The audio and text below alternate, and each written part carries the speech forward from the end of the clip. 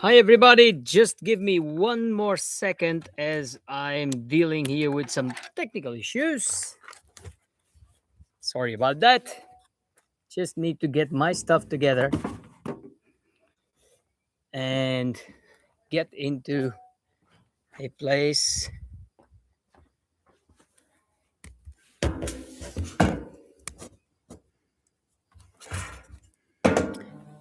Just a second.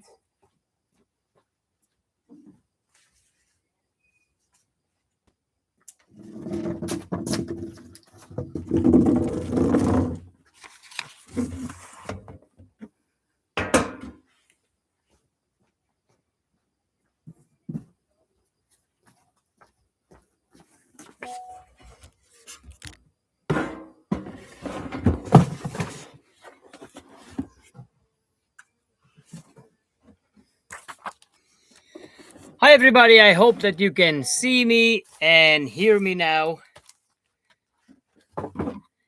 Mariana, can you give me some feedback on it? Okay, sorted. Thank you very much. And the beauty of doing live events is that you never know what's unexpected. And I had prepared a perfect setting for us for this live. Okay, I hope everything is okay now, and we're back in business. So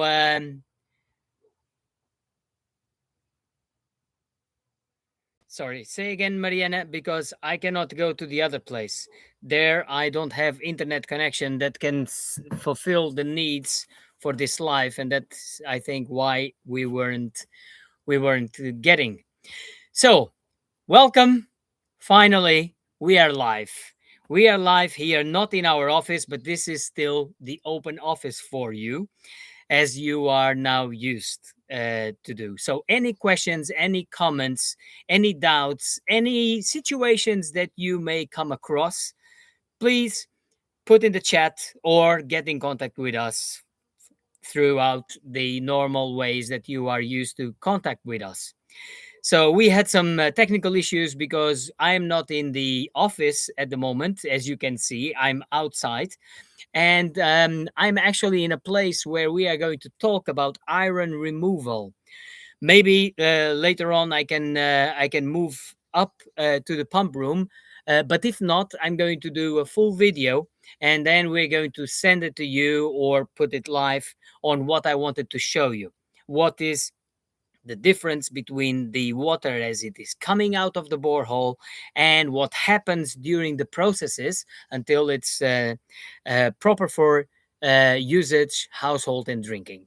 So, but we also have one thing to announce today, and that is in a couple of minutes, I'm going to announce who is the contemplated winner of the challenge that we launched in the last Instagram live regarding the conception, the project conception, and the full follow up and guidance through the installation of a Venetian way of harvesting rainwater for household and for drinking. Well, that is a subject that is more and more on the daily menu as we have had, especially here in Portugal, one of the wettest winters that we have memory. And well, the rain season is gone, and now we can only hope that the underground aquifers and the basins can hold the water and that we also can manage that water in a good sense and in a good way. Now, the reason why I'm here and not in the office is basically because now we are in the midst of a springtime, and it's now time when people are going to use more and more the underground water for their daily usage when they are not connected to city water, which is here the case. So this is a bed and breakfast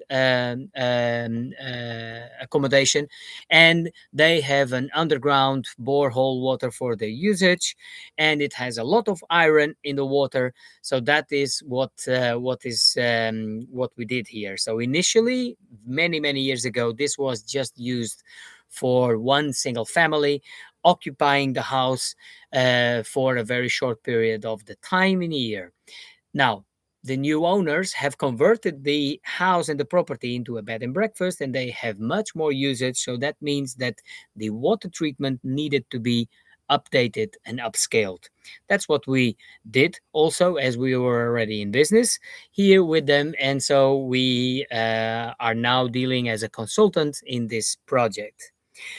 Now, what is iron? How can you define if you have iron in the water? Well, when you take a piece of iron, piece of metal, and when it starts to oxidize, when you taste it or when you smell it, you immediately identify the iron taste or smell. Normally, it's like a rusty feeling, that the sensation that you get, like when something is rusted. Well, that is oxidized iron. And in water, sometimes we see the water coming out of the borehole crystal clear, but then we sense it, we smell it, or we taste it, and it tastes like rusted metal. Now that is a strong indication that the water has iron in its content. Well, what to do? Because when that water comes out of its natural state, which is underground, where it is in the aquifer, when it comes up, it oxidizes by two actions. One is by the turbine of the pump itself, and the other one is due to what we breathe. So the oxygen oxidizes the iron, and then the ions of iron start to rust, and that gives them then the coloring on the water. So a brownish orange color is what start to appear, and that is also an indicating of the presence of iron. Now, how can we define how to treat it? Well, first, we need to have a full analysis of the water. Not only the iron is important to know, but also there are other elements in the water that can then influence positively or negatively on the treatment itself. So, depending on the grade, the quantity of iron in micrograms or milligrams per liter, and therefore you need to go to a certified laboratory and specifically ask for an iron test. And not only iron, but normally associated with iron, you have other minerals like manganese, for instance. And manganese is similar to iron, but the treatment requires a little bit more expertise, a little bit a different nuance, because manganese is a blackish color, gives a black tint, and it also solidifies really hard on the surfaces of the pipes, the plumbings, the faucets, and all of the materials.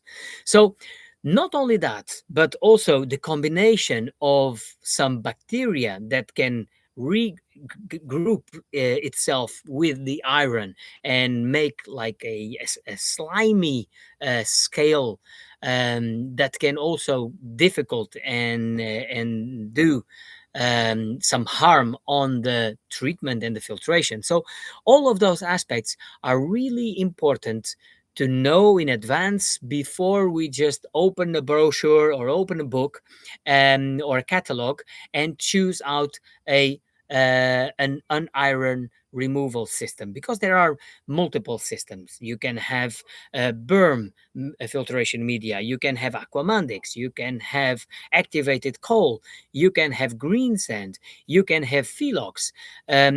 So all of those elements are more or less adequate for the purpose of your water. And one element that is also very important is actually the pH of the water. So the pH of the water, in combination with the quantity of the presence of iron and manganese, to the knowledge if those minerals are in a ferocious or in a ferric state. That means if they have two positive ions or three positive ions in their composition. So that is all determined in order to do a proper pre-analysis. And once that pre-analysis is established, then we can define, okay, what is the filtration rate? What are the demands and the needs of the water? So we imagine that we define a filtration system that can have a flow rate of a maximum of, let's say, 500 liters per hour. And we consider 10 to 15 working hours so that everything can be spaced. So we know that we can produce between 1000 and 1500 liters of water in one day. Now imagine that your household has a bigger need. Well, then we have an issue.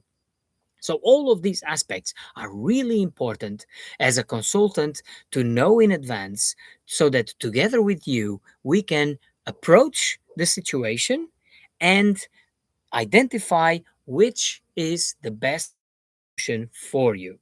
Okay, so those are my advices to you. So there are multiple things on the market. Luckily, we have our beautiful tool, which is called internet. That is how I am now reaching up to you from this part of the globe into the whole universe, actually. Um, but that means also that the internet can also give us multiple informations. And if you type in unironing filter, well, I believe that you will get like 3,000 hits that you can click on, and all of them are perfect. All of them. The question is that one that you are looking at the one that will serve your needs the best? That's the question. So, in order to know that, yes, we need to do a little bit of a research and evaluation on the capacities, quantities, qualities, and also the um, functionality of that system. Where will the backwash go, for instance? Just to give you an idea, how are we going to do the backwash of the self-cleaning filter? This is just another idea, another question. Well, before we go into the chat, as you know that this session here on YouTube is an open office and I can breathe this beautiful fresh air, and I'm really just enjoying this moment here with you. So before you can open up and send me all of the questions or doubts or information that you may want to know concerning your project, and especially if it is related to iron removal. That's what we are dealing today. But any other question is welcome. I'm here to serve.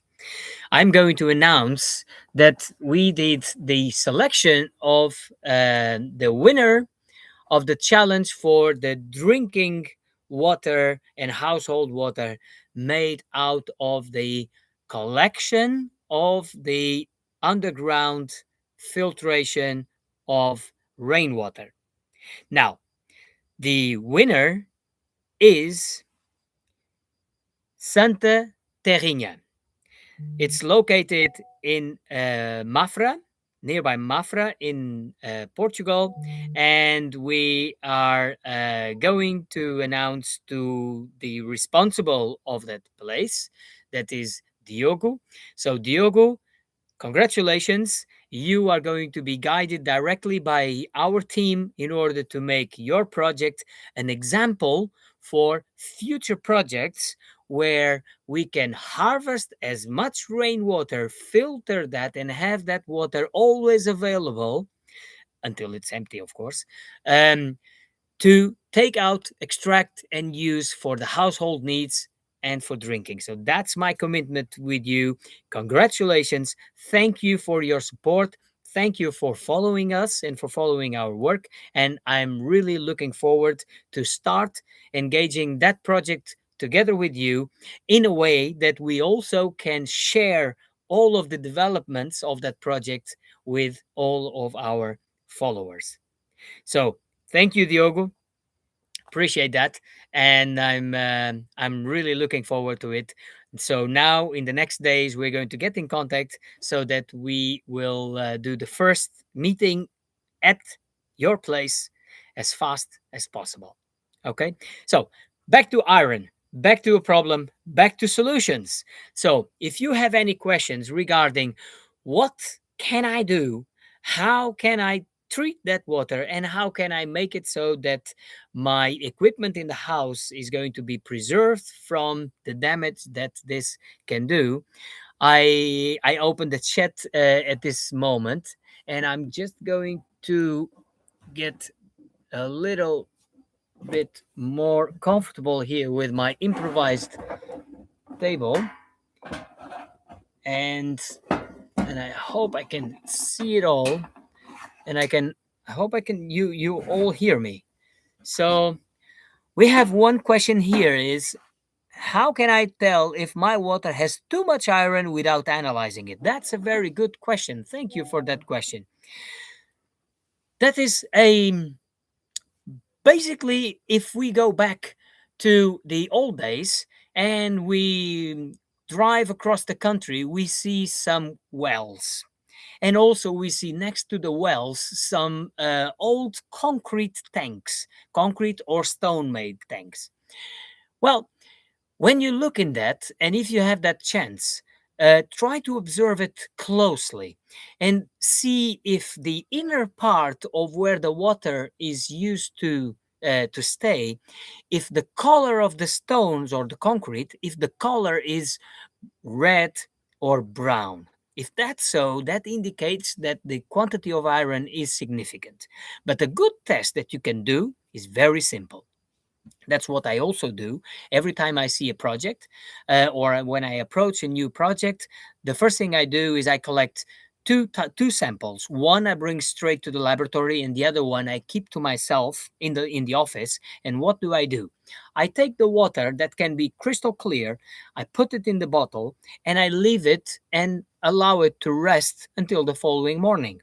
Now, in the following morning, we can have three options, three results. The water can still stay completely crystal clear.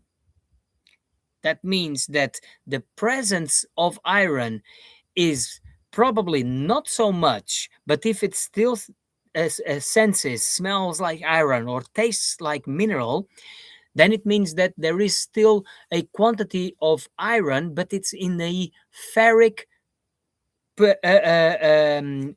composition. So that means that it's not yet capable of oxidizing it by itself. So it requires treatment. But if that water colors, so you put it crystal clear in the bottle, you don't open the top, you just leave it like that, and the next morning or in a couple of hours it has transformed into brownish or reddish. That means that the quantity of iron is significant. So that means that we really need to know exactly how much is that grade. Is that 1,000 microgram? Is it 5,000 microgram? Is it even bigger? Okay, and in that case, we need to analyze it further. But that question is a really good question. So to get a principle, you get just a 1.5 liter bottle or a 5 liter bottle. You fill it in, you leave it in a just tranquil, and you wait a couple of hours to see if it has colored. If it has colored, then it means that the presence of iron is significant. And then you also can see one thing is if it drops down to the bottom easily or if it stays cloudy. If it stays cloudy, it means that we have also some other components in that water and we need to force that compression. Okay, so thank you for that question. It's a really good question.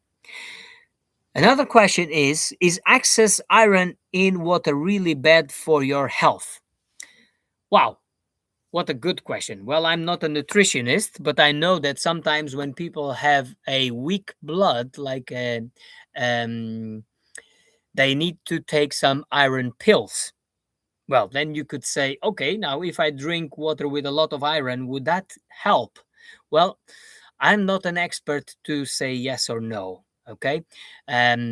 What I can say is that you need to know from a medical perspective if the composition of the water, what I just said about the ferric or ferocious way of iron in the water, if that could be of help. What I do know is every time I'm driving and walking in areas like this one here, where all, even the surface wells or even the springs sometimes have a big quantity of iron. Many of them are even called iron springs.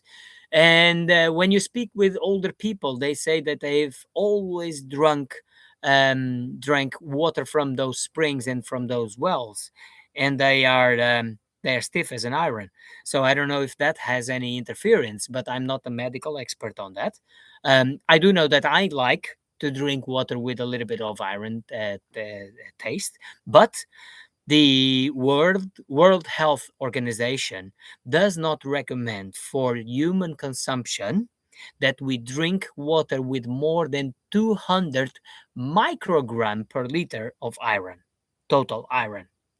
So that indicates that if we have iron presence in the water, then that water is not suitable for drinking according to the requirements, the legal requirements. Okay, so I hope I answered that question.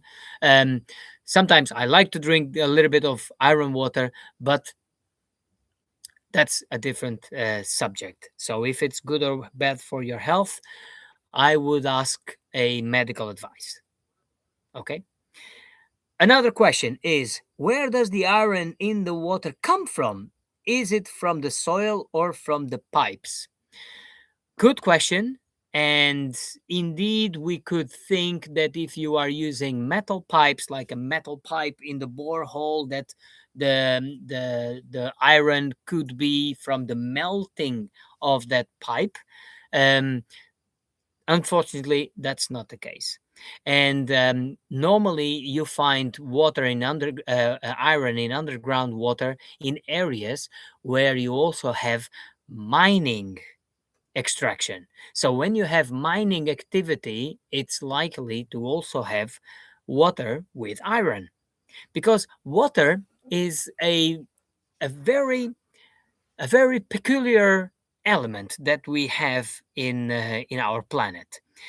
Actually, everything, everything, there is no other thing stronger than water. And though it's the softest, one of the softest element that we can get in our hands. So it's soft, you can cherish, it slips out of your hand. But then if we analyze, there is no single element, not even a mineral or a stone that is not melted or diluted by the passage of water. So a couple of kilometers away from where we are here, there are mining, there are explorations of iron and other metals. That means that the underground rivers that pass through those metal stones get the iron melted and transported all away. So that is why we find minerals, metals, and sometimes other elements in underground water. Like, for instance, when we get cadmium, when we get radium, when we get other heavy metals, but also when we have limescale, when we have calcium. Well, where do you think that comes from? That comes from under the ground, from melting the stones.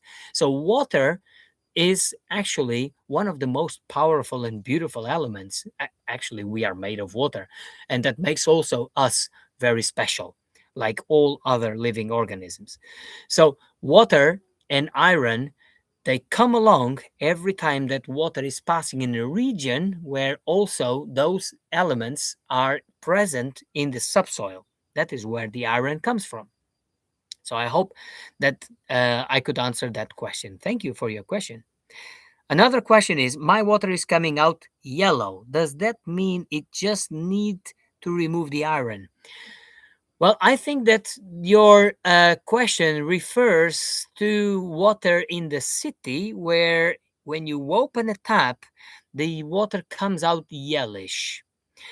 That could probably, and I don't say that with certainty, but I also have faced that in many places, especially in places where the plumbings, the city plumbings, are still older or previous than the 80s and the 90s.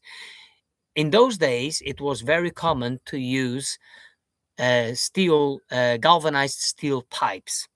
Now, with the usage of the treatment of water with the addition of chlorine, which is a strong oxidizer, as you know, every time that water passes through the pipes, that creates an erosion and it melts on the inside of those pipes. And that means, like I was referring in the previous question, that everywhere where water passes, it takes a little bit with it. Okay, so that is the coloring of the what you see in your taps. But installing an ironing filter in that case is not a solution. Therefore, because that those particles, I believe, and that is my recommendation normally in those cases, is to have an activated carbon filter that can filter out the color of the water and some bigger particles, which is some normally the case. And normally you see that water yellowish coming out of your tap when you use a tap that has not been used for a couple of hours. For instance, imagine you come home from work and the first water that you open comes out a little bit yellowish. There's nothing else to do it. It is due to the quality of the treatment of your water, but the usage of older piping. So that is what comes along. So if you want to avoid that, you can filter. You can put a filter in between underneath the sink, for instance. But that means that that filter will need a frequent replacement. So thank you for that question. Um, I don't know if there are more questions related to iron in the water. I do have one comment to say. Many times I come across installations where I see filters installed in line coming straight out of the tank and going directly into the house. Well, my advice is that we have to respect the flow capacity, the time of filtration, and also the intervals for backwashing. If we don't do that, and if we have the filter in line, then it's a gamble. So we are gambling with the time that we are opening our taps, and also we are expecting that the velocity, the flow capacity of the filtration is going to be according to our needs. And that is normally difficult to achieve. So I have a special recommendation to you. If you have installed, or if you have invested already in a system and it's not performing as it should, don't don't go easy blaming on the equipment, but try to see if the installation is fulfilling the standards and the requirements of the filtration itself. Because normally it's like buying a 10 horsepower car and wanting to perform as a 100 horsepower motor. So we have to adapt and adjust the needs to the means. Okay, so yeah, don't take everything for granted, but also don't throw everything away. Just think rationally, and if I can be of help, I'm here to help. So you know where to find us every second week of each month on the Thursday, 5 p.m. Lisbon time. We are here to answer your questions. And it can be related to this subject or any other subject, of course. And this is why we give this free consulting for you in order to get out of your head some of the questions that you may think that they are, oh, this is maybe a childish or a foolish question to ask to a professional or even to the one that installed your system. Okay, we don't know everything. We don't come to the world already with all of the knowledge just coming out of our mouth. No, we have to learn by doing and doing by learning. That's what we try to do here. So, and that is why I commit myself to put myself into service. I'm learning as well as you are. So, learning by doing and doing by learning. That is my motto to you. So, that's why we're here. Okay. Um, I have another question here, which is I stopped drinking tap water because it came out yellow in a city apartment. So, is an activated carbon filter enough? Yes, I would say yes. Why? Because if the water is city water, that water is treated already before it entered your apartment. So, if you have inside your apartment still some old plumbings, well, that is something that we cannot foresee, but it's something that can be helped with a filter because the water was already treated before, and the only thing that is doing is actually removing some of the elements that are attached to the pipes. Thank you for that question. So there's another question. So, what about showers that come with those filters? Do they actually improve anything in terms of iron absorption or not yet in the city apartment? Well, there are a variety, multiple varieties of filters, and they do something in the water. Otherwise, they would not exist, of course. And I see some of them with some clay balls, another with some mineral elements, and others with some activated carbon. Yes, that does something into the water. Everything that gets in contact with water touches the water and it interferes with water. Water is a living element. And now I'm going to say something out of the box. Even when we have thoughts, feelings, and emotions regarding the water, we are interfering with that. So when we are having a shower and we are consciously observing and observing what we're doing, and we have our best feelings and emotions towards the benefits of that water that is nurturing us or washing us, that is influencing. And now I'm talking about quantum physics, of course, but there's a beautiful work of a scientist in Japan that we referred earlier and that you can search also.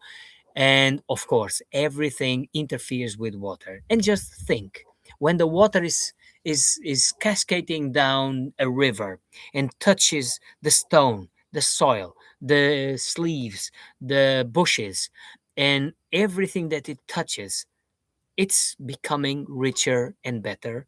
And it's becoming the melange that the water itself needs in order to serve the purpose of that beautiful source of life, which is water with minerals. So all of that is adequate. So those showers that have some elements in it, of course, they are welcome and they are very well to use, of course.